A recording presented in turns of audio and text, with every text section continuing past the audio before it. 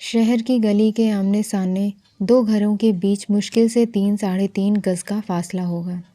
पहली मंजिल की दो खिड़कियां भी आमने सामने ही खुलती थीं।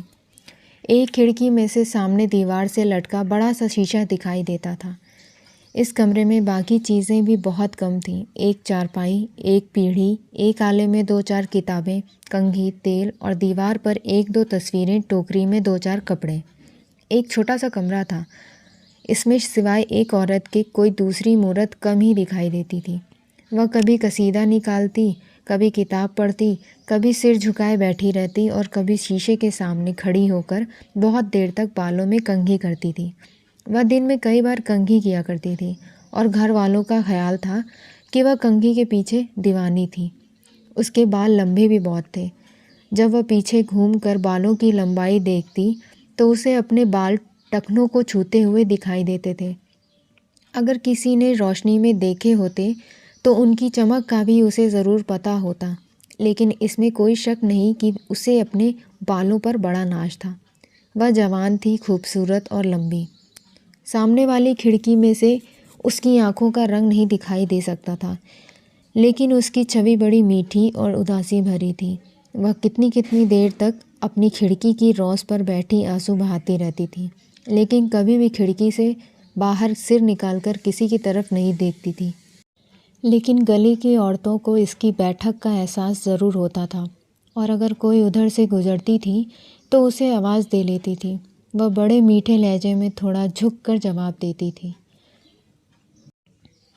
वह कमरे में जब नहीं होती थी तो खिड़की बंद हो जाती थी, लेकिन जाड़ों में तीसरे पहर, गर्मियों में करीब 12 बजे उसकी खिड़की ज़रूर खुलती थी और खिड़की के सामने पीठ पीछे करके वह बैठी रहती थी और कभी कभी गली में भी झांक लिया करती थी। एक लड़का जो देखने में बच्चा सा ही मालूम होता था, बस्ता थामे गली के मोड़ से आता दिखाई देता था। वह काम छोड़कर जंगले में छेदों में से उसकी तरफ ताकती रहती थी। वह लड़का भी कभी कभी ऊपर देखता था और फिर अपने घर में घुस जाता था। लड़के के सीढ़ियाँ चढ़ने की खटखट स्त्री के कानों में सुनाई देती थी। वह कभी उस लड़के के घर नहीं गई थी, लेकिन उसे उस लड़के के घर के जीने की सीढ़ियों की गिनती याद थी। हर सीढ़ी पर पड़ते कदमों की आवाज़ को सुनकर उसने जैसे उसे कई बार अपने सीने के साथ कस कर लगाया था। दूसरे के घर में कोई दरवाज़ा खुलता तो वो देखे बिना ही जान लेती कि सामने वाली बैठक में कोई आया है। बस्ता एक तरफ रखकर वह लड़का थोड़ी देर के लिए अपनी खिड़की खोलकर सामने वाली खिड़की की तरफ देखता था।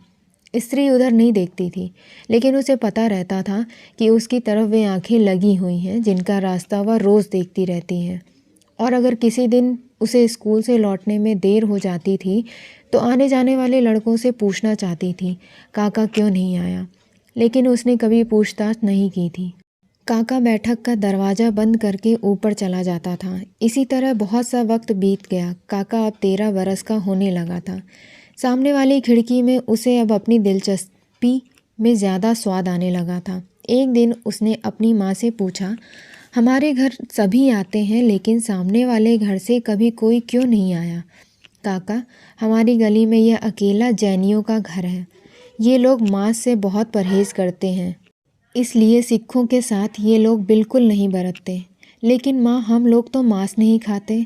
ये समझते हैं कि सारे सिख मांस खाते हैं।